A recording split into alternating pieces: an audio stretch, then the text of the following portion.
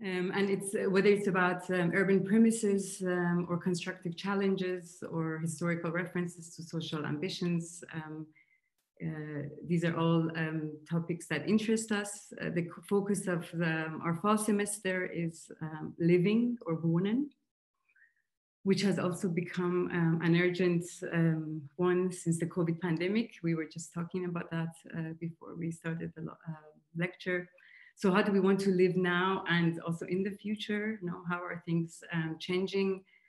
Housing also reflects the political and social changes in our society, and expectations on living spaces. So they are diverse, but also contradictory, as we also have realized. In a way, they should be fit for living as well as for working more than ever now, or they should create private spaces and for communities, and many more, in a way, interesting contradictions. I will start with also quickly introducing our guests. Their CV is very extensive and interesting, but I will do maybe a short version. If I miss anything, you guys will let me know, Inge and Jan, that would be great. Architekten Jan de Vylder, Inge Vinck is an architecture office based in Ghent and Brussels in Belgium. Inge and Jan both have had a very diverse constellation of collaborations since they started working as architects. If I may, I will jump to the most recent ones with Jo Taillot since 2010 and more recently since 2019. Again, as Jan de Vylder and Inge Vinck Architekten, like in 2005. No, I think you also there had many years of collaboration. Your work has been realized in Belgium and abroad, extensively published and internationally nominated, and won important prizes. You have taught at many different schools, such as the School of Architecture in Ghent and Brussels, TU Delft, EPFL Lausanne, at Academia in Mendrisio, and since 2017, you're teaching at ETH Zurich. So there's also quite a bit of a Swiss context there for us. Your work is diverse on many levels, and for me what stands out is one idea that you always want to repair and complement, let's say, old broken things with simple and inexpensive means, or let's say working with limited and humble means is one of your kind of favorite advices. And that's, I think, something that we also in Switzerland can learn from. We have a very large kind of pool of resources in a way that we could also sort of handle with more, let's say, care and sensitivity. So I will kind of give you the stage now. If I could kindly ask everyone to turn off their microphones and videos during the lecture. Especially if you're using a mobile or a tablet. And afterwards, we will open up a conversation and gladly also take on questions. Well, we want to thank you for the invitation.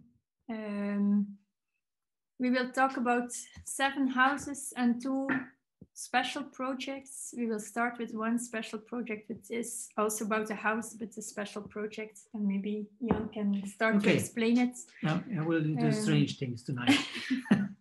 So what you see now, thank you for having invited us, and especially on this theme of living, wohnen, house, home.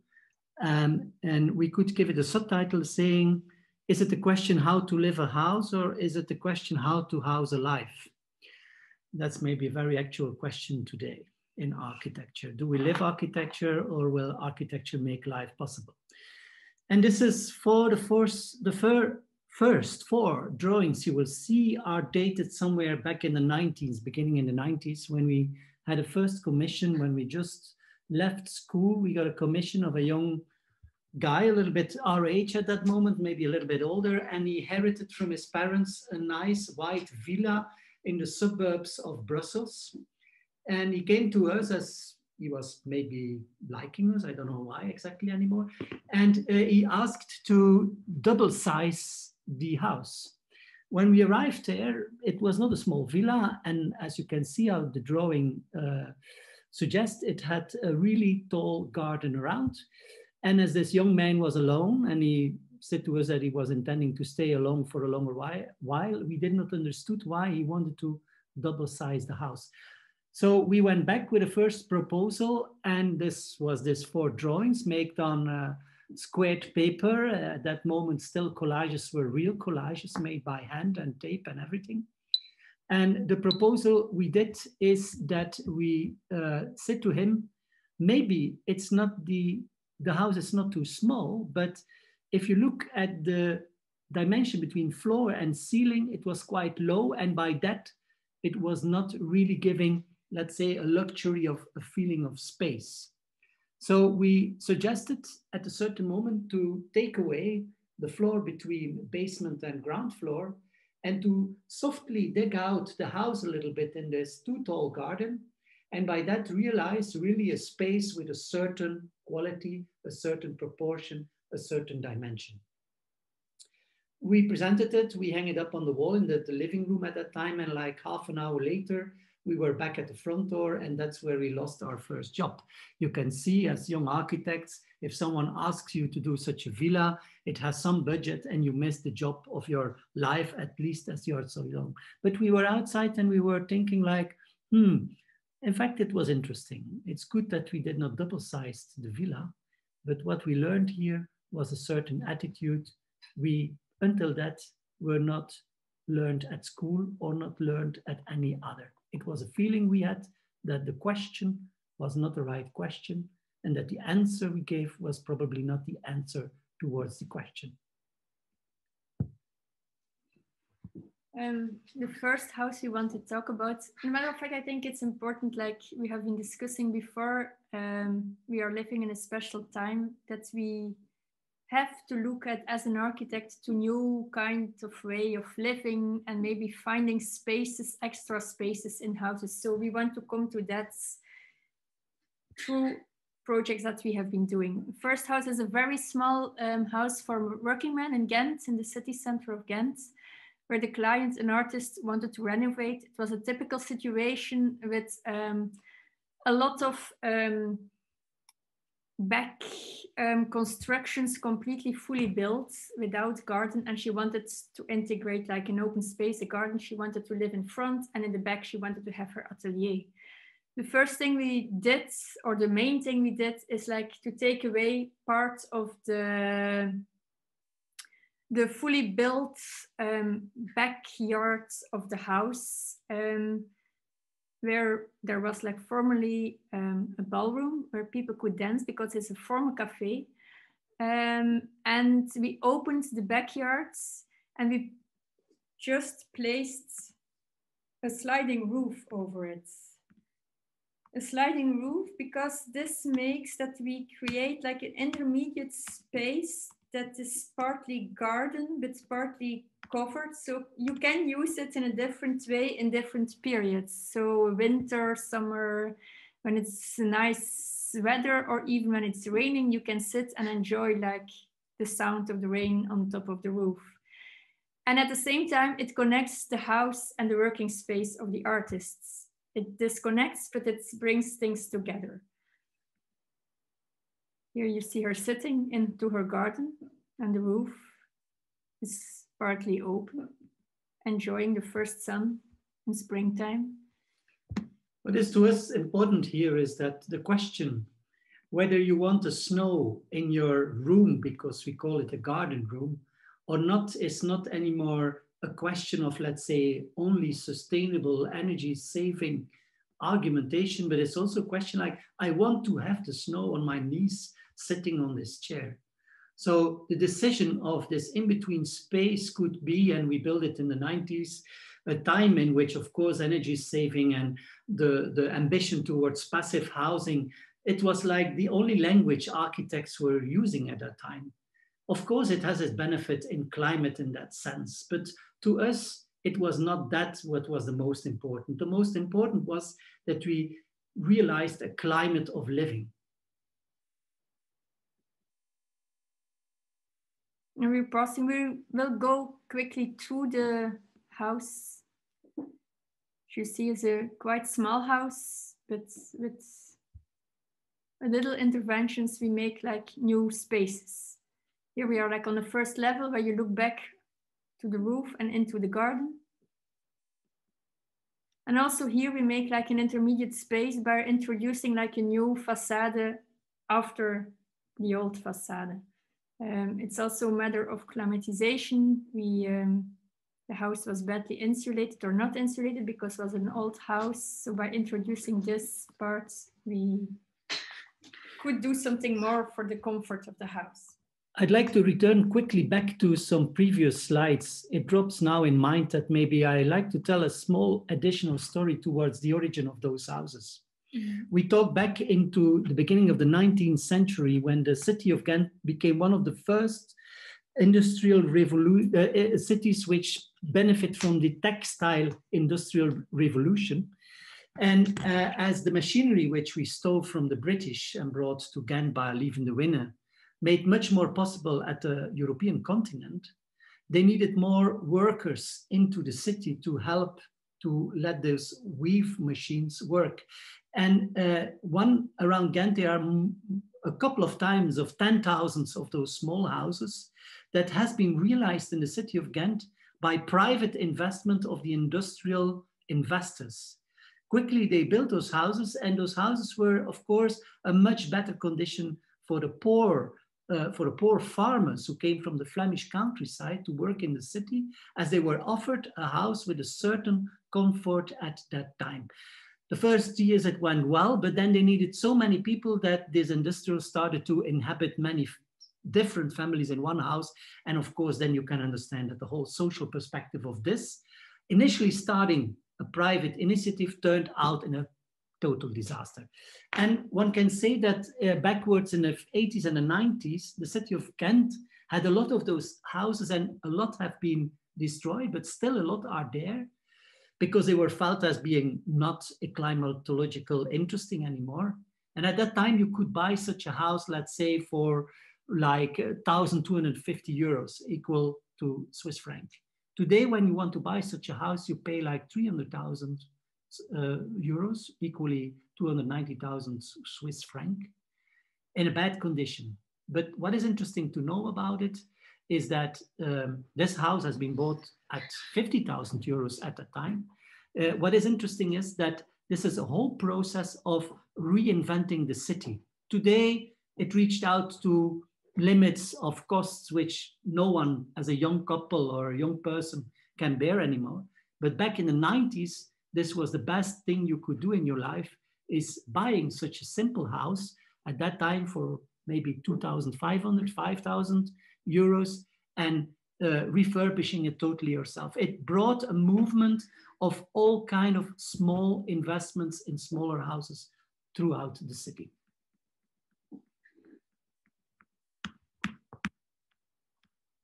Here we go to the second one. A freestanding house, again a cafe, I must say. You're in Flanders. Yeah. The family house of the client. They wanted to live there with their family, with 2 kids, and they wanted to build the house themselves or to renovate the house by themselves. So that was an important thing for us on how to rethink the house or how to make interventions in the house. That's how we found the house. You see like typical Belgium situation with back volumes quite closed, where you could find like the rest rooms and things like this. Quite a big house. We wanted to keep it simple as they wanted to build themselves. So we took out all the floors, all the existing floors, and we built with kind of scaffolding system, new house inside of the house. To be able to do that, we made it a little bit smaller. So that you can live in a different way and that we could insulate again somehow the house without putting insulation or without changing the volume of the house or the outside walls of the house. So we create a house in the house, which makes that we have like an additional space or an in-between space, which can be used differently in winter and in summer again. So you can slide it open, it's a passage. You still feel like the old walls, so you feel the old house, but you have like another volume inside. The point is that to us, it was an action of economy of means. Mm-hmm. Those young people, Pete and Alan, inherited or could, let's say, buy in the house at a very good condition, but one could say maybe a little bit too early in their life. So the budget available for the renovation of the house was far not enough to do, let's say, a typical total renovation of the house. We had to make some exercises to make come true that the budget available became merely a budget of material, and that the execution of the renovation of the house could be or could stay as much as possible in their own hands. Because of course, it's the cost of labor that makes what is the price of the house nowadays. So this became an exercise, let's say, to introduce for them a kind like of mechano. Scaffolding or this typically Swiss DOCA systems of formwork for concrete. We let them make a kind of huge mechano in the house, and then the house was made smaller and it was protected by a greenhouse technology, double glazed windows. For us, again, here you could talk about the building physics, saying, well, that's a very good condition. You have the outside perimeter still of the house with the original windows. In between, you have like 1.5 meter extra space around, and then you have the insulated glass. This is a pretty good building physics conditions. Again, this is not what this is the message for us. The message for us is that you live now a house which gives you another condition. Light comes from everywhere. You can close the windows in the winter, but still it stays the big house. But you also could say, I like some refreshment. I open the windows in the winter. So to us, again, this is an example of an introduction of an in-between space, and that's what we wanted to bring to the table tonight in this lecture series. When we design a house, maybe you could say that from a certain viewpoint, we are more interested in what happens in between the house and the exterior, namely the space in between, then it's really about the space itself of the house. The house is, when you measure it somehow, I mean, the conditioned space is smaller than the original, but on the other hand, the experience of space is taller than ever before. Yeah, I think that's an important thing. They had like quite some space. They didn't need it especially, but it's the feeling of space that is important in this house. And we still have a chimney in the middle, which is maybe also merely a part of romanticism. It is needed in the toughest winter or in a tough condition. But you see, for us, the position of the chimney in the middle, which is a typical stove, which is well known in Switzerland, the one you heat in the morning and one time in the night, it's an atmosphere of living. And for us, what's much more important, you could say it's now in the middle, of course, the best position for its radiation.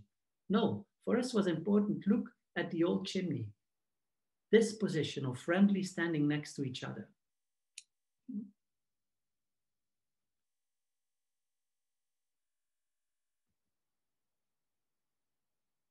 Pete and Ellen live the house still today, and every other 2 years they make some adaptations. But they're still finishing, yeah? Finishing, changing, living the house as they can live it. But this was for them, of course, let's say something they want in the fire in the beginning, literally. When they were building this house, their previous house was burned down. But on the other hand, by their personal investment in this, they won that much with the house. Not only budget-wise, but also an affection towards what they inherited from the family, but also an attitude in life. Third project. This time, you've seen now 2 examples of the Flemish countryside. I mean, city of Ghent is not a countryside, but I mean, of smaller houses, labor houses. Now we are in the city of Antwerp. And what you see here, and what you see throughout the whole evening, all those beautiful images by Philippe Dujardin. Philippe Dujardin, we often call the fifth Beatle, you know. What you see here is not a collage of Philippe Dujardin. This is a real-time collage of the reality. And it's a brick building. You know, we have some affection with brick building, not only us, that's a Flemish or a Belgian disease, one could say. But the brick building, we are not responsible for. The brick building is as found. It's the other one with the slides on it, which is our intervention. This is the backside of the building. This is the city situation. As you can imagine, thanks to this image, two streets are separate coming together. And what you see, this house has been built, I believe it was somewhere in the 60s or beginning 70s by someone who at that time, also possibly very cheap, could buy the piece of land or the old houses, demolish them and build himself a new house. And the house, the brick house, was no more nor less than what it should be. Lower ceilings, just enough levels as needed, a garage. And you see, the whole city fabric is destroyed. The beautiful facades of this bourgeoisie housing were demolished at a special knick in the situation in the city. And you see that it comes back on the right side of the image also, that social housing, but the old fabric of the city was totally demolished. Client came to us and in fact only bought the above levels, not the below level, except the front door. The below level was a garage, which was lent out to another architecture practice, by the way. But anyway, what was the point also here, it was an element of economy of means. You know, we could have used all the budget and all the conditions to just fill the whole house, but we decided to make half a house. Half a house to make possible that there is another part of the house still open. But for example, by making half a house, which became a kind of stacking of levels, we somehow also could restore a little bit of city fabric. We could catch up again with the gutter line of the left neighbor. We could restore some things of the volumetry of the city.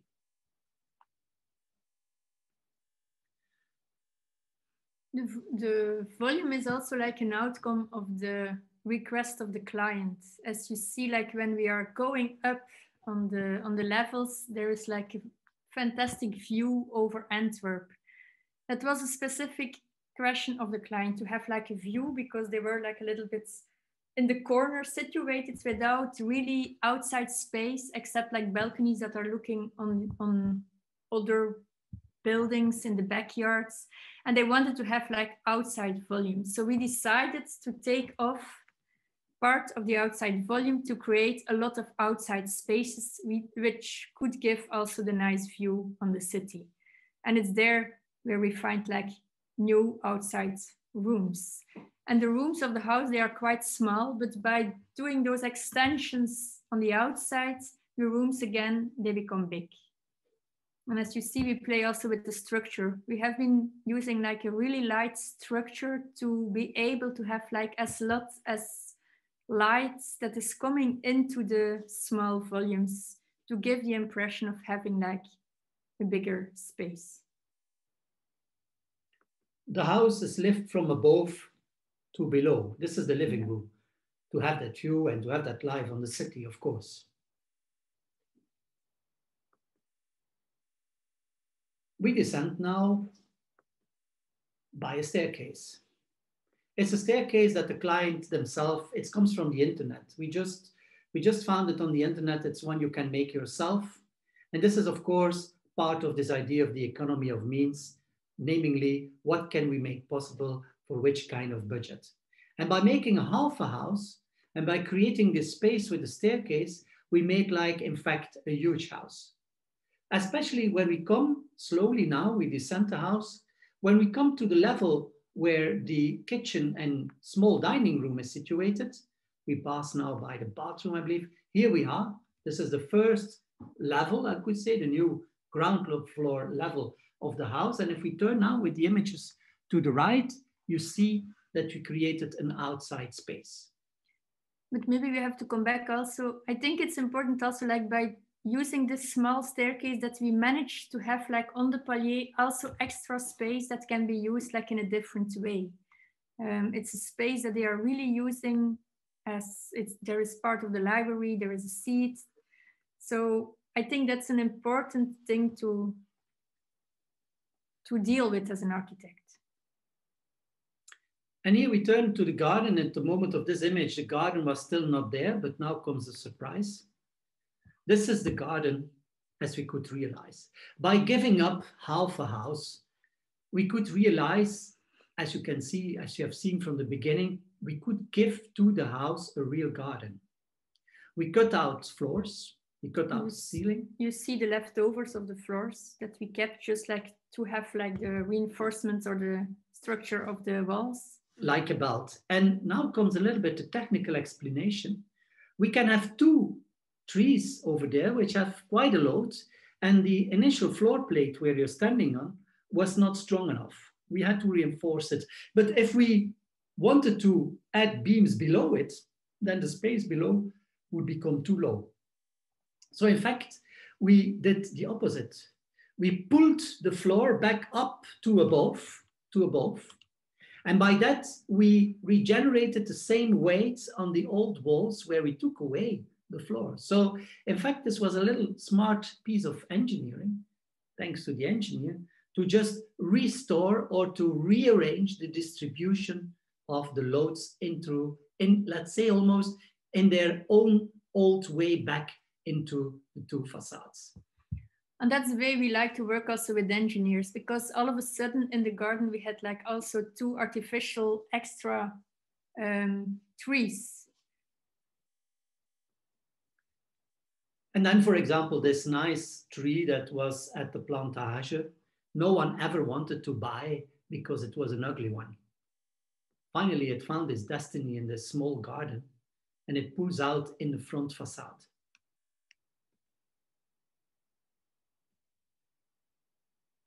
And today, these trees are reaching out till the top floor. Even at the top floor, you have still a little bit of feeling to be into that garden. And of course, you might have seen here and there a mirror. That's maybe how we like to solve little problems, by not solving them, by just covering them with a mirror. And by that, everyone is in a poetic way surprised, but maybe at the end is just admitting that it's a point where you were not really successful or even didn't want to be successful in bringing it all together. Building physically all right, but when it comes to material connections, the mirror is the best way to get it done. And this is how you see it today in the city. That's important for us, this creation of the space in between the inside, the outside. And then we come to another very, very small house. I don't know, it's 30 square meters, 35? Yeah, something like this. Square meters.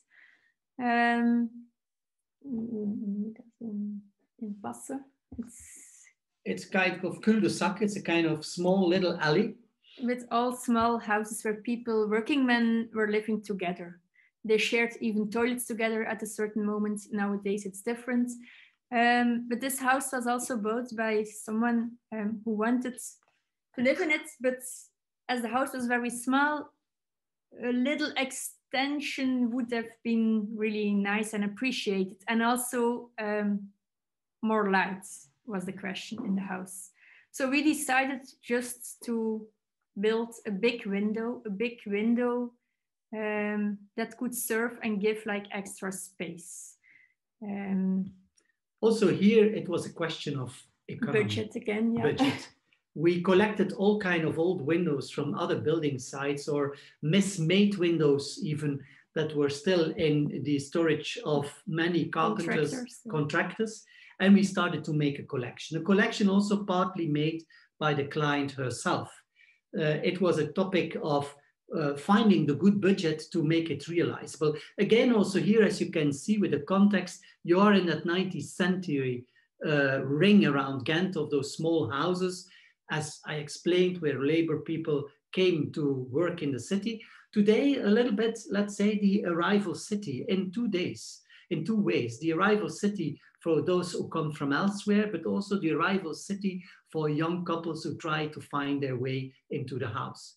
And by that, the small addition of what we call a dik raam, a fat window, you could say, in which we could replace the staircase as a connection between the below and the above level. At the same time, the staircase as a kind of, let's say, dynamic element into the small alley, by which also in summer, when windows are open, the way you live the house becomes totally different. And one has to say, what you also see in the interior, it's also like in a little bit in the Rotelenberg house down into Flanders. There are some introductions, additions by the clients themselves. The yellow, the blue, faience, and so on. We are open at any time for those kind of things because we believe we don't make the architecture for the architecture. If I came to say how to live a house or how to house a life, we believe this is part of the idea how to house a life. We are architects. We can create things that those who want to live there would never imagine. But on the other hand, we should not exclude the imaginations of those who want to live there. We realized, or we introduced the space of the windows with that staircase. Of course, as architects, we realized also a building safe, I mean, construction-wise, everything. But then it became, let's say, kind of like conceptation together. A total other scale, just to switch from the smallest one we did so far, not to the biggest one we did so far. We have some other projects today on the design table of even other scales than this one, much taller, other conditions, though this one is not too bad. And this is an image of Philippe again, and where we are right now, again in Antwerp. In Antwerp, at the left bank side, the modernistic city development back from the 60s, 70s, which is also the arrival city today, one has to say. And you see in the back side, this huge tower, which is called the Chicago Towers. This was really typically modernistic plan, huge slabs and all green in between. But as we learned throughout decades, however, the beauty idea of the landscape and the city, this never came, or this never realized, let's say, identities of city centers, of places where people wanted to be. The green is super nice, but it did not deliver a city. Everyone was stacked one above each other. And so like in 2005, I believe it was, there was a huge competition in which we joined with many other offices amongst Tom Thijst and Adida van Gijselen, but also one of the exemplary offices in Belgium, Paul Vermeulen, Henk de Smet. That's our personal idea about it. And what you see now, the image in the front each time is the work of Paul and Henk, being a elderly housing on the right side and also on the left side of this part, if we can go one slide back, and here in front, a kindergarten. We are the two little towers, the square block towers in the middle of the image. If we move on a little bit to the left and here in front of. What was the point? We are there on another street site we created. And what was the idea is that in fact, the city master plan had foreseen that in front of the Chicago Tower, there should be realized new social housing and a new service center. And it should be like 3 to 4 levels high, by which it would block, in fact, the view on the tower, because the tower is felt as, let's say, an example of a time no one wants to know anymore. And it has its economy also. One of the problems of those towers with too low ceilings built by social housing companies in the 60s is that the time to write it off economically, fiscally, it's 99 years. So it means that they cannot demolish it before, but on the other hand, one knows that, of course, 1 century is a totally different idea of living together.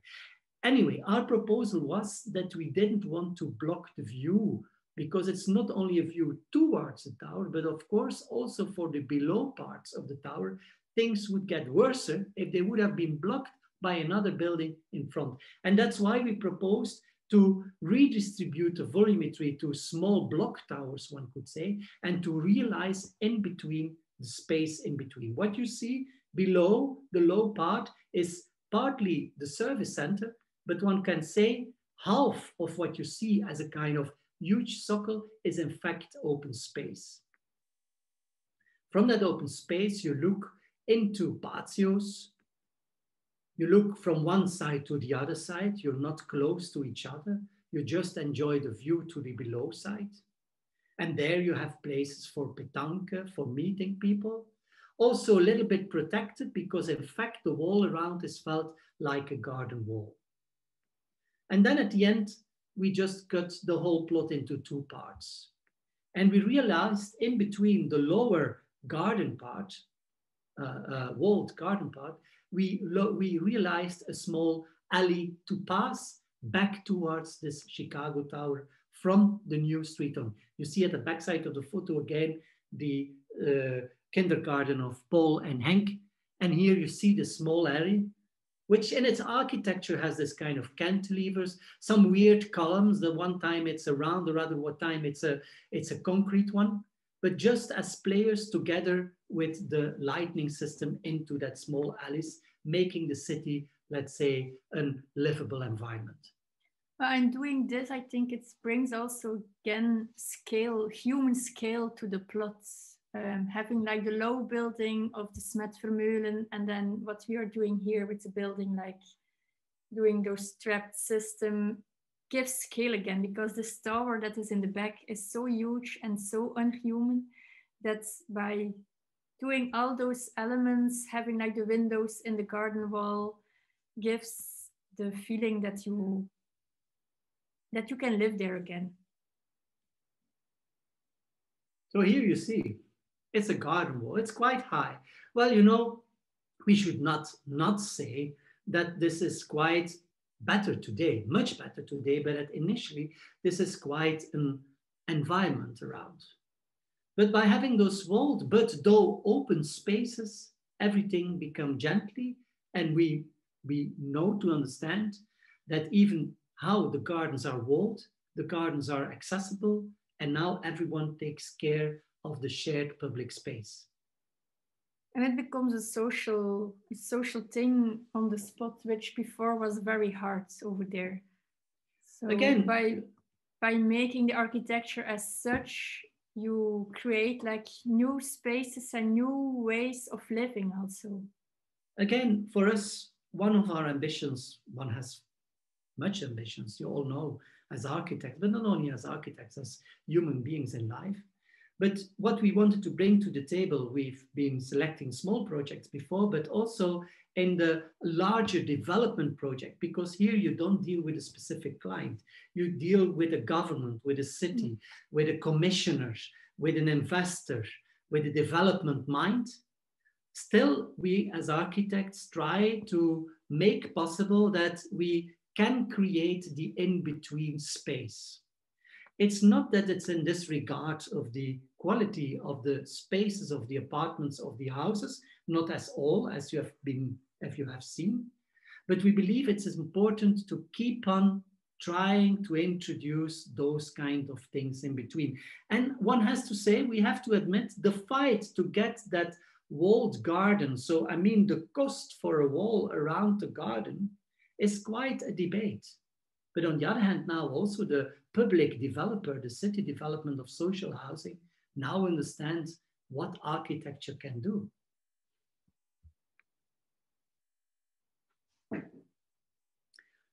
This is another, let's say, taller development. This is elderly housing. Again, a nice image of Philippe Dujardin, which really frames very well the Flemish situation. We have here inside the taller, wider landscape block with kind of houses of the size of 2 levels and this very softly sloping roofs. A developer bought a huge piece of land and got a permission to realize elderly housing in the middle. As elderly housing today is, of course, economically a very important topic. It's needed as such, but it's also in the economy of development very much wanted, wished and wanted.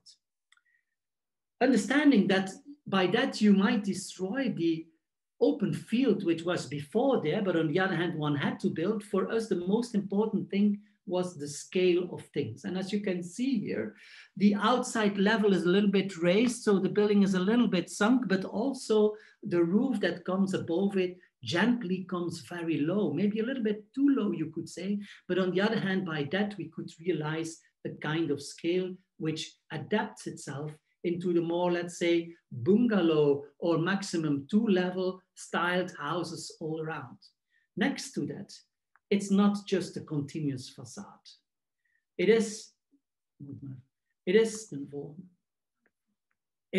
like, oh no, okay, true, sorry. It is like a kind of separate space in which one looks to the other, but never straight. Just by kind of small angles, connections are redefined in between room and people. And to us, this was maybe the most important thing. When one has a room for elderly housing, mostly this means that the room has a door and one window. For us, it was important to make that window crossing the corner, to make that window being something that is just not a hole into a wall, but that becomes a kind of way of living, looking to the outside, looking to outside to the small nature around, which was not too bad, as you can see, but also looking outside to the others who are living there, without looking in the room of the other, but the side of the room of the other, like, let's say, changing the frontal perspective one has normally outside of his room to a more like oblique or longitudinal or parallel perspective.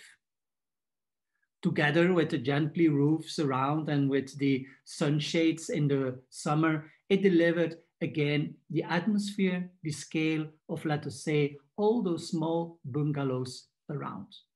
But also from in the rooms, I think it's important. We wanted to give the feeling to the people that are living there, the elderly or the elder people that are living there, that they live in a house again, because often they end up like in a room, like with one window, like Jan is saying, and yeah, they don't feel home anymore. So we wanted to create like a new home, and this window is very important, but also like the scale of the building itself plays a role in it, and how we deal with the roof and things like that. This image of Philippe Dujardin is quite captioning the whole idea behind the project. It's, you could say, it's just simply a project about windows. Windows and small terraces, as it happens, but that's all where it's about. And this nice gently roof coming over. Yeah. And then we come again to a single family house, where we are again talking about the window, or how positioning the window, or how positioning in the streets.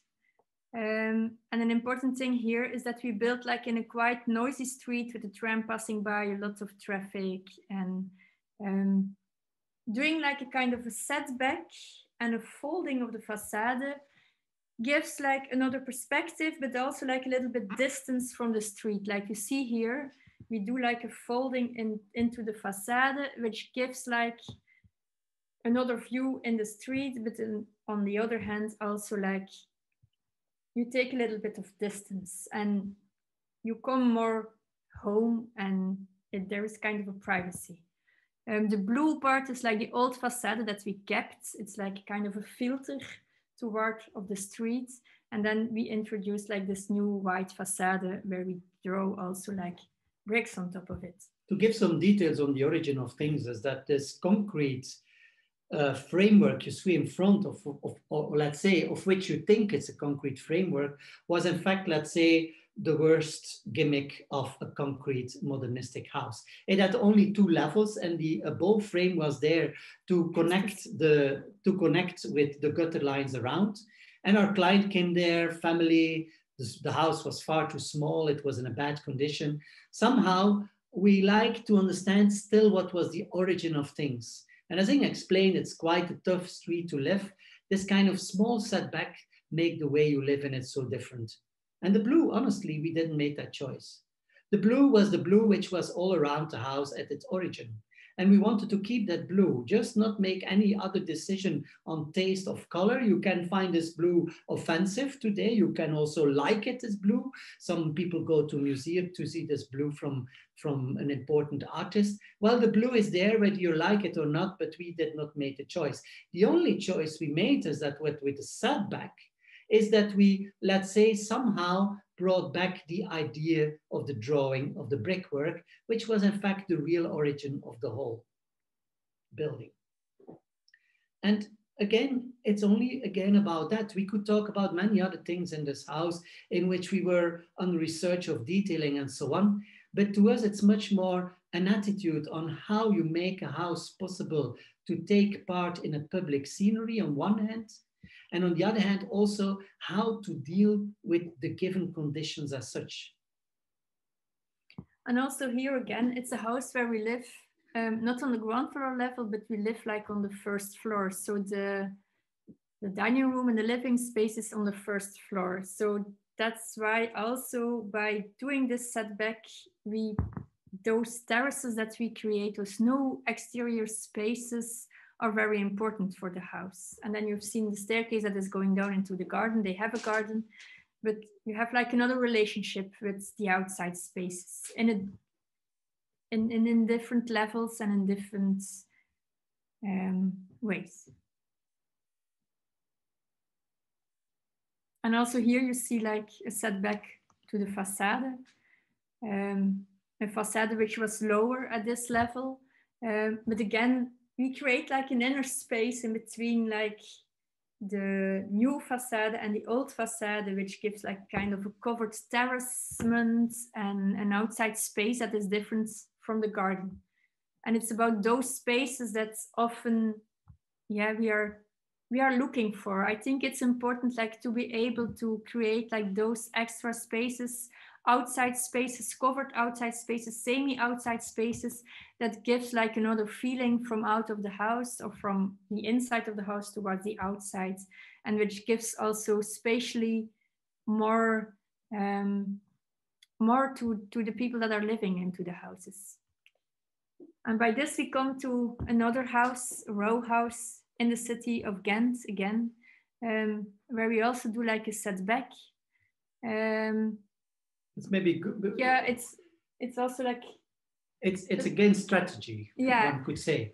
And also yeah. Again economically, because yeah. they wanted to have like a very small house, but what you are looking at, like the framework, we had to build, urbanistically seen, we had to build like the volume of the framework. But as they wanted to have like a small house and they had only like the budget for the small house, we built them a small house. But by doing the framework, we gave like an answer on the urbanistic rules. So that's also like an important role of an architect, is like to be able to interpret like rules of urbanism or monumental service, or to play with it and to find like new ways to deal with it. Which it's often a mistake when we are approached and asked how we can make all those things possible, because people think that we are crazy wizards. It's not crazy wizarding. It is about understanding the real parameters of how to build things. Again, as Inge explained, I repeat, normally the client could have made a house half that high, but on the total plot built area. Now it's differently. It became a stacking of rooms. It became a stacking of rooms by which also the client reaches out till above, and in the above bedroom still has a little view over the city. But also that they could have built lower, I'm not really agreeing on that, because of course in a city you also have like to... Yeah, but budget-wise. Yeah, budget-wise, yeah. Okay. But regulation-wise, we also have like to follow the gutter lines of the other buildings. So it's very strict. So we had also like that height was very important also. But you see how we deal with it and how the neighbor has been dealing with it. Left house is a passive house. Ours is not. It's a very active house. And the thing is that we have to admit that this was, again, quite a fight at the level of the urban permit. We had to pass several times again and again at the desk in the meeting room to defend it. And the biggest problem they had is that by suggesting or by realizing this framework, which is in fact covered by a mesh as you can see, a mesh that helps us to steal the plants from the neighbor to let grow in our mesh. The point was that the juridical team of the city at a certain moment, which, let's say, the people at the urban desk, they always want to interfere with the aesthetics, though they don't have really rules for it. They have their own urban rules, but then they want to say, yeah, but I don't like it and such, and they try to say to you it's not possible. But then talking with really the people who have the rules in the hand, they said, well, actually, it's okay, huh? Because you follow the lines as it has been lined out in the city guidance. The city guidance does not talk about the quality of materials or the way it should be. So the point was that after a while only, we had to help them to read their own rules strict. And if the own rules were read strict, you arrive to this typology, of which we believe it's a typology which could be interesting for the cities, because normally you cannot have a front garden, at least not in Ghent at this part of the city. And by this, you can create it a little bit. And it are small streets with a lot of families, a lot of activity. Those images don't show it how it is today, but it has a lot of more plants. And it gives you a kind of, let's say, again, in between space, by which maybe that very tall window is livable in a very small street, because you get sequences. Yeah, it's also, it's about privacy also somehow. You can live all of a sudden on the ground floor level, on the level of the street, where a lot of passages is possible. So you have the connection, the social connection, but on the other hand, you have your privacy also. And again, it's a very small house, with very small rooms. One stacked above the other. It's kind of like towers, small tower house. It also has a sous-sol. This is the kitchen. Again, the staircase you can buy at the internet, and you can exercise yourself as the staircase of your house. And built with wooden floors, like it was in the old days. Just simple wooden floors, which crack a little bit differently for season to season. Small rooms. Can you go back to the image? Just small details. You see the curved line of the wall. Well, you know, it's just because behind all the sewage and all the shafts and electricity is going, but it's not a corner out of the corner. Just this little small line makes that the small space becomes a general space. It are fixed windows, you can't open it, but you can open the part of the wall, and all of a sudden another way of daylight comes into your room. This is the above level of the parents' room. And here you're now at the back garden. Looking back to our neighbor, passive housing, zero energy.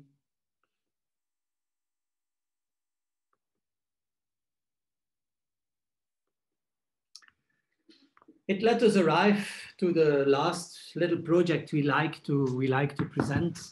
It's not a house, but it's maybe a good one to end up with, like, let's say, the first introductory project we showed earlier this evening. It's a pavilion. It's a pavilion to which we were asked to build it. It's now 3 or 4 years ago, I believe, in a park between Brussels and Leuven. And as it always goes with pavilions, they are by architects felt as the ultimate typology. You're always happy when you're invited into a typology of a pavilion, because, you know, pavilions do represent, let's say, maybe the new era in which new technologies are used, or they are representing a new society. So the pavilion is like, let's say, the crown in the architectural typology. And it has to, we have to say, it came to us at the moment that for many reasons we started to doubt on, let's say, the essence or the phenomenon of architecture, its detail and its making. So as a pavilion needed to be built on the occasion of an arts and music festival and had to replace an old shabby thing which was on site, we started to think very locally, but also to say, let's do some things which we are not used to do as architects. And the point was, we wanted to create space, and we would say almost 2 things are needed to create a space: a floor plate and a roof, ceiling, another plate, and in between you can find space. And you have to bring them at a distance. We are living at the earth, there is gravity, so you need some columns. And let's say 2 columns was, let's say, you could maybe have done one column, but then it was really a modernistic exercise in balancing. Here we had 2 columns, and that created a space. But all the formwork has been done with planks that we found on site, and the columns were made by brickwork, which was not really masonry brickwork. We just stacked it and we poured concrete from above in it. And well, the concrete poured out in a way unforeseen. We could not predict, we could not design the details somehow. And that's how we made this pavilion. Above the plate, above, we threw in like natural debris before the concrete arrived. It had been too poorly enforced, by which it started to bend immediately. But we said that's good. When it rains, the water falls away. So the pavilion, in the way we made it, as a pavilion, had not really a function. Well, to hide people when they are fishing a little bit, but had not really a program. On the other hand, for us, it didn't want to express a new era of technology, of society. The pavilion was a little bit for us a dull job to do, but in that dull job to do, we just tried to do a little bit the opposite what we are used to, or to try to find the things we know, to redefine them or to rediscover them in a different way. And then you have an architecture philosopher who said like, hey, it's a tribute to Mies van der Rohe, and we were totally surprised. Of course, the attitude of columns and so on. And then from far away, when you drink too much beer, you could say that the graphic of how the concrete poured out of the columns had something similar to do with the selection, the severe, precise selection of Mies, Granito, and so on. But of course, let's call that a practical joke. Anyway, which was nice to see happen is that, first of all, Inge, you can pass, is that maybe in the beginning, we had to support it a little bit on the opening evening because it was far too fresh still. But then when it moved on, let's move on with the slides. When it moved on, we could take away those poles. By the way, we taped in silver tape to make them really rich. But then after a while, it was like this, and it's a strange story. In fact, the pavilion was, however, initiated by those curators of the festival. In its administration, it was commissioned by the Agency of Forests and Water in Flanders. Because it was their era, it was their park. And there was a mistake in the building permit. And as the pavilion was immediately contested, some loved it, possibly only architecture students and architecture freaks. Many people thought it was the most ugly object ever in the park. So people started to make petitions against it. And as there was a mistake in the building permit, strangely done by those who gave themselves building permits, they took the excuse in one day to demolish it. It was not even a year there, except the ground plate they kept. A year later, the festival returned and the curators asked us again to make the pavilion again. But okay, you know, it was impossible to get a new building permit for it. So we made a reenactment of it. And the reenactment, to me or to us, at the end is maybe even more sharper. It just situates the scaffolding or the formwork for the concrete plate that would not be realized this time.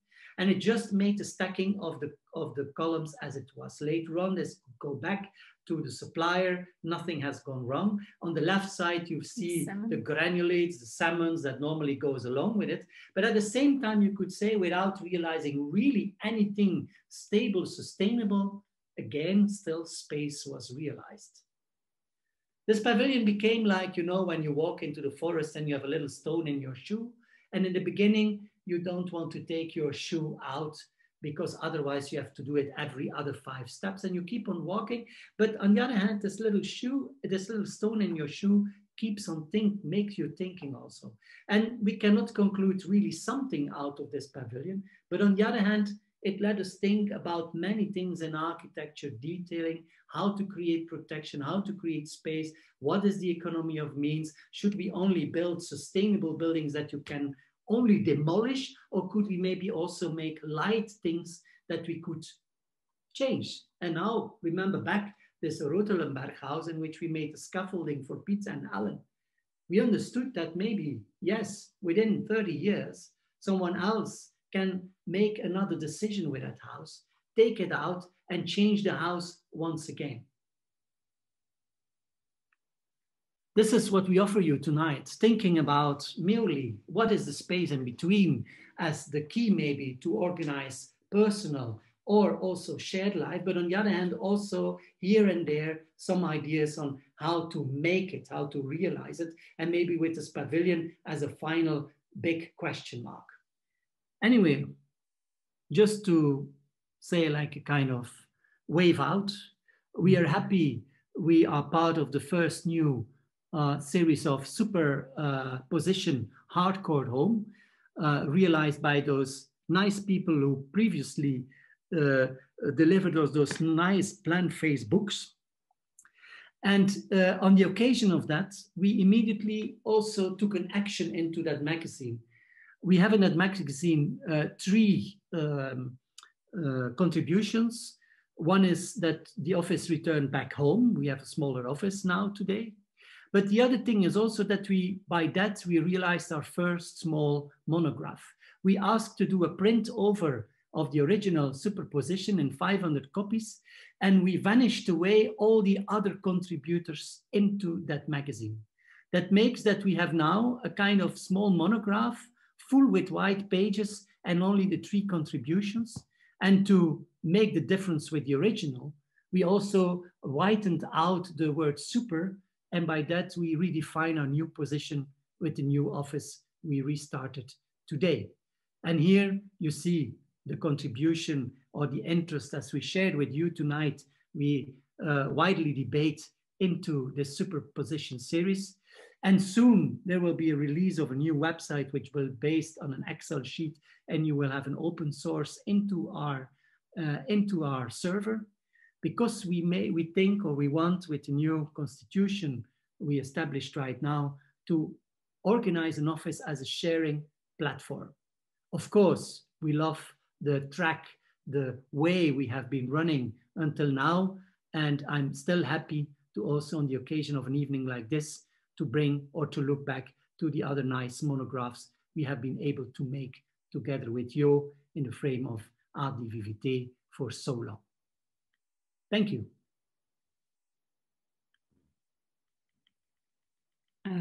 Wow, thank you. Thank you for this talk and lecture. I'm quite happy because now I understand your title. So the title was with the stones in the shoes. You know, when you sent it to me a couple of months ago, or actually last year, I think, because of Corona. And now I understand it, and I also get the whole idea of the crazy wizard. I thought that was great. There you also see obviously a lot of the, you know, as architects, sometimes we also have this urge, or we need this urge to kind of react and do things that are not expected from us. Yeah, I have maybe one or two questions. Perhaps in the meanwhile, Balázs or Ursula, you could also help to collect questions if there are any with raised hand, or maybe with putting on your video. I mean, I really love this journey of going through all these houses, especially also from the sort of from early on, where you work together till today, and with the collaborations. One thing that I am still wondering about, or would love to see also or understand at some point, is of course you have this overriding idea of economy of means. You also work with the client. You said it's quite important to you that you don't exclude them, which is not always a given for us as with our egos as architects. You're site specific, but also sometimes, you know, you do break the rules because you just think it makes sense. And I was wondering, once the projects get much bigger, let's say, and they go beyond, let's say, this dialogue with the client, and also even kind of getting around certain things with the city. Do you have a strategy, or how are you dealing with that? How do you, you know, once, as we know also a bit, once the scale of things gets bigger, sometimes yeah. the answers become exponentially bigger also. I think first of all, when we go to larger scale buildings or larger scale condominiums, habitations, everything as you like to name it, we still feel the merit of exercising the small thing. Of course, one cannot copy one-to-one the experiences of the small individual private house into, let's say, shared housing. But on the other hand, still, we feel that it merits, that we have like, it's not that we use our small clients to exercise things, but that by exercising that, you're able, even in a larger scale volumetry, like the one in Antwerp or the other one of the housing, we are now working in Holland on a really tall project in that sense.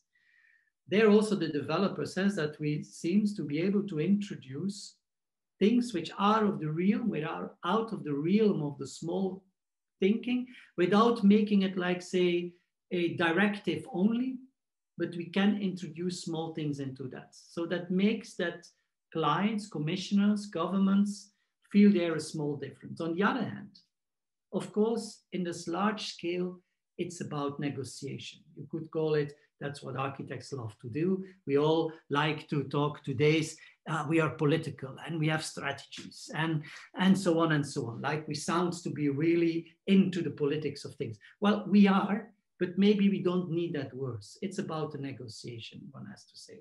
And I believe that the architect as a person, him or herself, also has the benefit that when we want to realize things, we have to work with that many kind of different people, contractors, politicians, just clients, pressing groups from around and so on and so on. So I have to say that we have quite some, for most people it sounds terrible, quite some pleasure in playing that chess game with everyone around. But it's true. I don't think that our attitude, when it comes, for example, like in Antwerp, is one of offending people. It's an attitude of trying to make understandable why things are.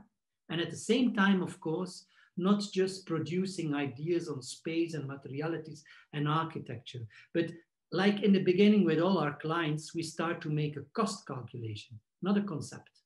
So we try, or not we try, it's not a strategy, but it's an honest reality that all what you want to do as an architect has to do with the economy of means.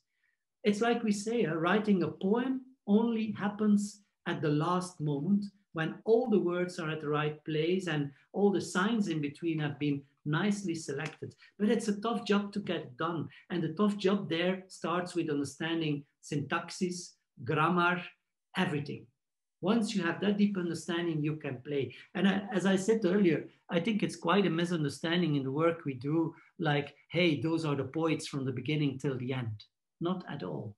The whole idea when we work is, for us, mostly based on realities.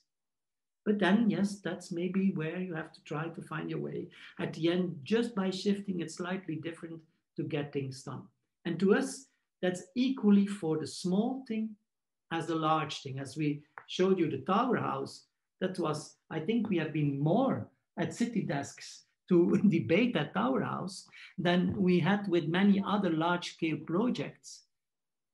Okay, I don't want to say anything with it, in fact, but I just want to say maybe that that's the reality of things. And the strategy of things is, I think we could build up with a lot of our clients, whether they are public or private, a lot of credit the moment they understood that we were not wanting to realize something different than they wanted. In fact, they always said, you did exactly what we wanted, but in an unexpected way. And that's very important for us to get, we've heard that saying many times. I think that's where we believe then at the end, architecture should be about. As I said, how to house a life and not how to live a house. One does not have to live architecture. Mm-hmm. And maybe just a second question, because it builds up a bit on all the factors I mentioned that you work with, from clients. Also, you seem quite open, and you even like this chess game. And in a way, in your presentation, let's say the idea of design or certain moves that you do seem to let's say, be communicated on a secondary level. But when we look at the projects, there is this very meticulous way of doing the details, choosing the right colors, the proportions, the sizes. So how, in a way, if you have so many, if you accept also so many actors from the outside, I'm just wondering, how do you do these design decisions, or how do you make sure that they also still happen, or do they really in a way happen through this these conversations? Maybe it's a big question, but we're writing on a text, or we are making a small book, I have to say, which is entitled Form, Life, Urge, and in which we try to make also for ourselves much more understandable what, as for example, in a larger project or whatever, who is the architect? Okay, the architect for a long time is not anymore the one who can do it, who can understand it all. A lot of specialism has come in between in the last decades, but maybe now we are a little bit back on that idea. Maybe the architect can understand it all, but maybe not just by presenting himself as the one who understands it all, but as presenting himself as the one who can give to all that understanding that you share with many people form. So the strange thing is, or not the strange thing is, the interesting thing we believe in right now, well, we try to have a better understanding about, is that, it's all about life. We build for life. We made previews of those booklets, which were called Unless Ever People. We do it at the end for people. Or like Bravoure, Scarcity, Beauty. Like in scarcity, even beauty can be found when you make it specifically nice. When you, with the almost nothing, you still create a kind of beauty, still possible. Today, this idea is the reflection is form, life, urge. And we understand all together that today we turn into an era in which many urgent questions are raised. There is an urge of things. And by that urge, you need to be with a lot of specialism around the table. And you have to embrace it, and you have to work with it. You have to find a discourse together. But then there's maybe your specific skill as an architect still is that you're possibly the only one who can give form to things. And by giving form to things, maybe at the end as an architect, you will be the one, again, as it was stated earlier, the one who can bring it all together again, not as a homo universalis, not as a generic intelligence, but just the intelligence of the creation of form that can bring it all together again. Mm-hmm. Yeah. Thank you. If the audience has any questions, you're now welcome. You're also now, you can use your mics, unmute yourself, or even show your video, which would be nice. I also see Marlene Eichen, who is with her video. I wonder if she has a question, or if it's... In the meanwhile, I have one question from the audience, from Natka. If you want, you can also, Natka, put on your camera and ask yourself. Or should I? You're asking about the small family house with the metal net in front. I think that was house number 9. And she asks, don't the owners complain about having so many staircases, especially spiral staircases with the kids? We didn't have any complaints so far. It's delivered, I think, 2012 or something like this. We haven't heard any complaints so far. But of course, it's a house we have been building together with them. We have been conceiving it together with them. So they were aware about the staircase, and living like vertically is something completely else than living horizontally. So it gives like another dimension also to your living or your way of living. I guess that, let's say, physical condition of our clients didn't go backwards. The physical condition of the clients, they are in a pretty good shape. And of course, you could say this is unpractical and this is something, but okay, they understand. Let's say that that has been really a table debate at that time. The house does not have any corridor.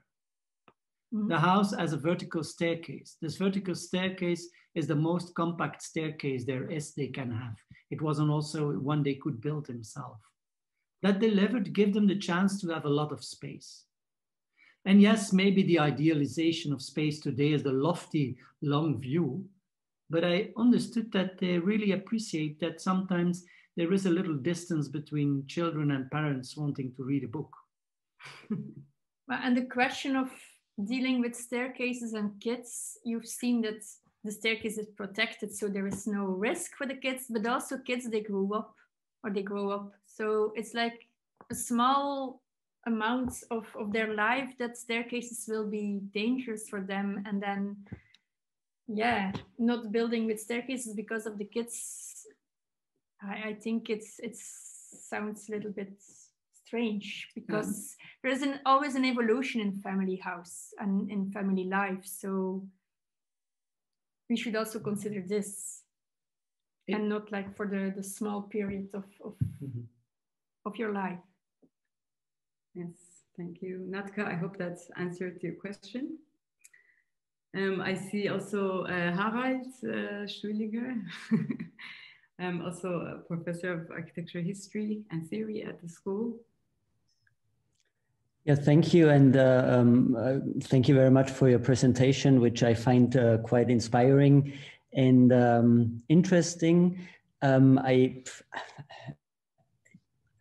If I have to choose a notion, then I'm thinking of densificators, because you were saying that you like the spaces in between and enhance the spaces in between, which I think is quite an important task of architecture, and can also show that dealing with small spaces is quite a handcraft, which needs to be known very well. And I think it might be really inspiring for the students to see your projects.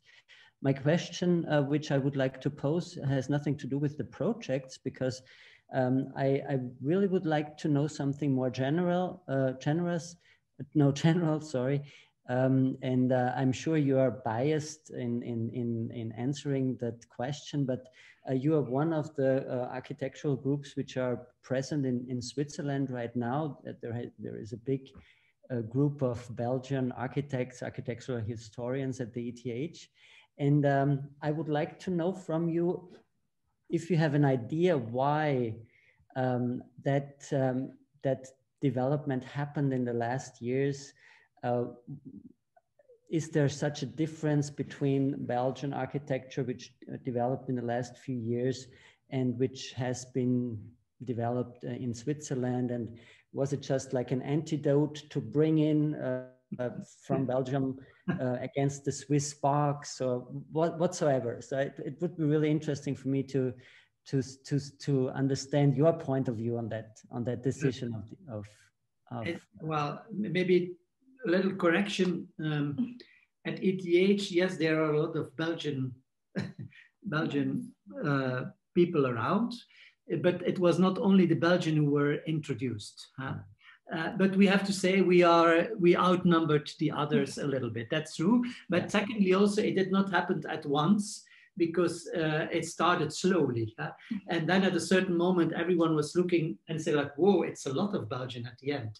And I remember also, and it was not about the Belgian, but in the beginning, when the new, let's say, all of a sudden we were there together with a lot of people, Germany, Moscow, we have today Spanish people, French people. And I always make a practical joke to saying like, what is now the idea of the ATH, or the Swiss schools. This is, do you think you have been buying Arab horses, or are you not scared that you entered a Trojan horse into your institute? And this is still, I think, the nicest way to frame this situation. I don't think it was about an antidote at all. I do think that it was about, and still is about, an ATH open ambition. I think it is clear what has been achieved into the Swiss scenery and still is moving on like this because new generations are standing up. What has been realized in the Swiss scenery of architecture was, of course, exemplary for so long. And it's also true that on one hand, Swiss architecture is a very, and that's the quality of it, local, contextual based understanding. At the same time, all those Swiss exemplary houses, let's say, were of course also open to the world. And I do believe that's good. I think that by decades and decades, things change and things move on also in the world around. And I think the merit of the school is that they would say they don't stay with their brand. They don't want to close or to protect their brand. They understand, and that's what schools and universities should do. They always open at certain moments their doors to let new winds coming in. And fortunately for us, you could say the wind was coming from the north at that time, not from the North Holland. That time was over. That were the 80s and the 90s. But as you can see right now, also France, Germany, a lot of very interesting people are now around at the school. So I don't think that it was about the Trojan horse, neither about Arab horse, but that it was a kind of attitude to see all the horses in the world around and to be happy with all horses and saying what happens when we put them together. And I could say also, to me, still unexpectedly today, the fact that so many different peoples are around and still things are moving, also together with new generation of Swiss architects, there is quite the way we can talk, debate, open mind, change mostly our own positions. That's crazy. So how does that feel? I don't think it's about positive, negative, or replacement, or whatever Arab or Trojan was. It's about someone, more than one person, I guess, and not I guess, I know, in between the school who understood that if we don't show interest to what's happening in the world, we might be outraged soon. And it's not about wanting to be still in the game, but it's possibly because really they wanted to be, or they are profoundly interested in what architecture could be today. An open question, luckily. And that's interesting. And yeah, it's not only ATH, I mean, Lausanne also, Mendrisio also, it moves on, it goes on.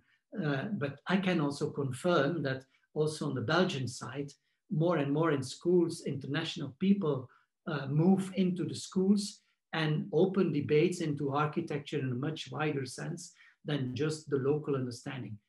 But maybe at the end, maybe one thing we really shared with Swiss architecture is, I think, where I started.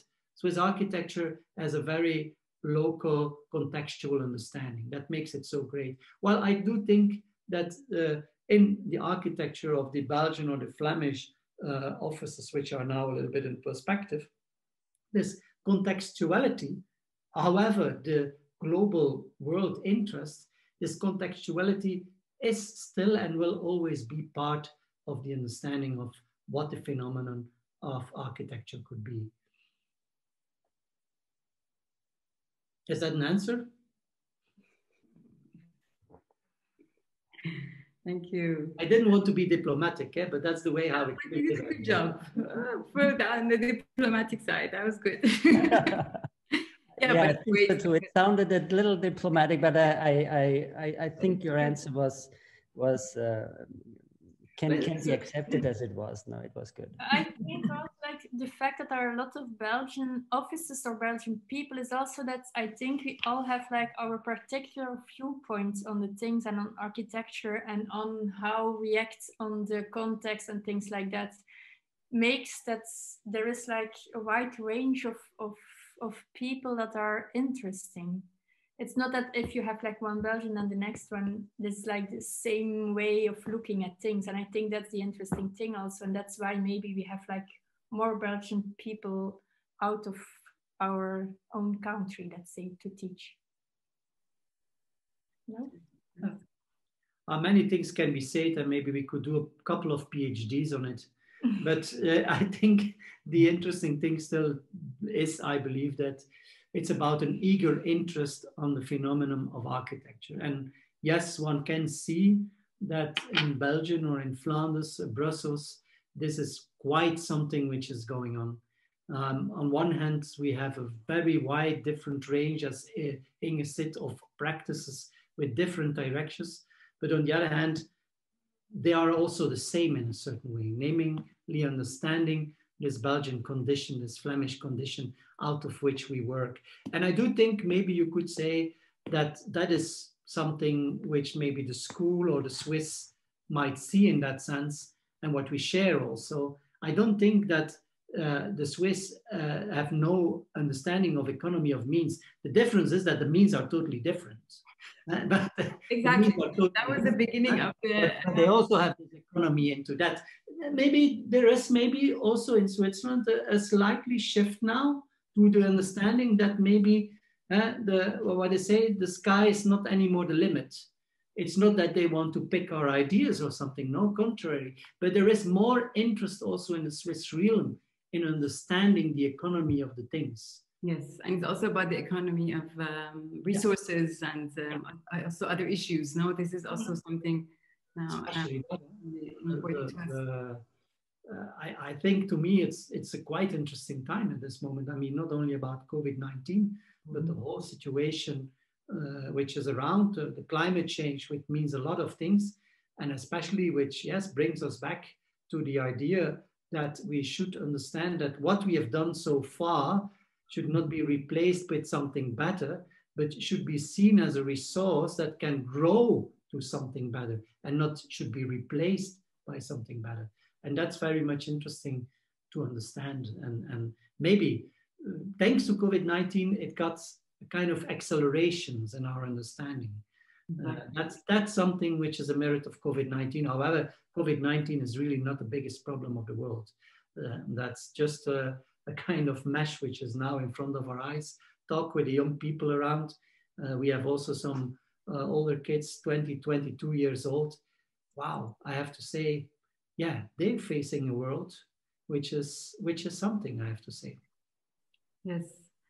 Hannes Overmeer, you have a question. Thank you for showing yourself. Hi, dag Jan and Inge. First of all, thank you for the lecture today. It was very interesting to see the projects in more detail. I have one maybe wide question. If you could give one tip to architecture students to become better at what we do, what would the tip be? This is a tip of 1 million, you know. This is a tip of 1 million. I mean,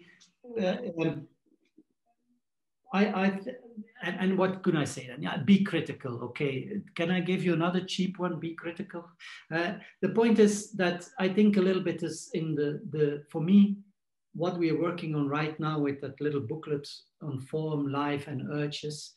That to me, it is clear that I'll give you an example. For me, for example, the debate in our own department of architecture.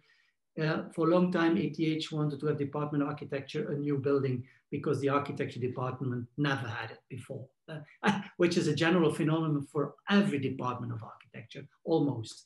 As things are changing right now, feel the vibe of the change that's going on. And for example, that's why I try to advocate to never build anymore a building for an architecture department, because we can live and organize ourselves in different way. We have this marvelous Zoom, everything around, and we could do maybe with half a building, double what we could do with a new building. And to me, there is that I believe that young people has today, I'm astonished by that, an unbelievable feeling to feel that vibe. So, and in that sense, as a young student, use it to be critical. Today, I think we are all very open to that, to receive that. And by that, I would say, be open. But if I now return back to the idea of form, life, urge, we have to, as I said, as we said, we should not make architecture to live in. We should make architecture to make life possible. And in that sense, still at the end, and that's why I think you still have to believe in as a student, be activist, be revolutionary, be critic, be everything you want, but at the end, dare to give things form. Dare to give at the end things form. Even if it's about the reuse, even if it's about doing nothing, still dare to think about what form you could give to things. But it's true, we should be, and you should be. We ruin your world. Huh? It's not that it's about playing guilty, but we ruin your world. And in that sense, all critical, political, strategical, revolutionary, alternative, anarchist things, they should be now on the table, but dare to give them finally also form and not only debate. And Inge, what would be your, for the final question, since I will be shorter in the Stop answer. man talking. Stop man talking. Okay, well, besides that, no. I was in a jury today, and I think what is very important for students is to start from out of observation. I think it's very important to look around and to start from observation around you, your own room at first, but also your own life, your street, and this helps a lot in finding new things. I think you see it a lot in our projects also, that it's from out of what we know that we are being able to do things. Yes. So don't try to invent too many things. Everything exists already. So if you look around you, you will find a lot of things that you will be able to reuse somehow. Let's add few one-liners. Never answer a question. Change the question. Change the question. So the questioning today is, to me, I believe, and that might sound contradictory, because there is an urge of things. And when there is an urge of thing, you would say, don't question, do. Still, I believe the question is very important at times of urge. Or re-question. Re-question, rephrase. Thank you, thank you. I think that was a perfect... Does that help? Yeah. Yes. That's perfect. Thank you. Great. I think that was also a very good sort of final statement. So don't answer questions, or just do.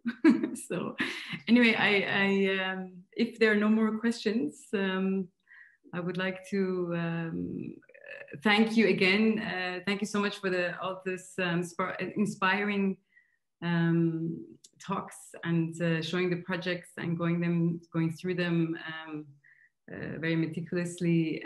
And I'm really happy that we managed to have this talk, and with this whole Corona situation, we even probably had reached many more people. So in a way, there are some advantages. Yeah, thank you. And I hope that we see each other again live. We somehow always happen to see each other in the Zoom Zoom world. And if there would be clapping, I think this would be the moment. Thank you so much. Thank you. Thanks for being here. Thank you. Ciao. Ciao. So yes, we keep in touch. I will. Yeah, we do. In better times, we found each other on a horse. Exactly, yes. Thank you very much. Ciao. Thank you, everyone. Thank you. Ciao for everyone. And show.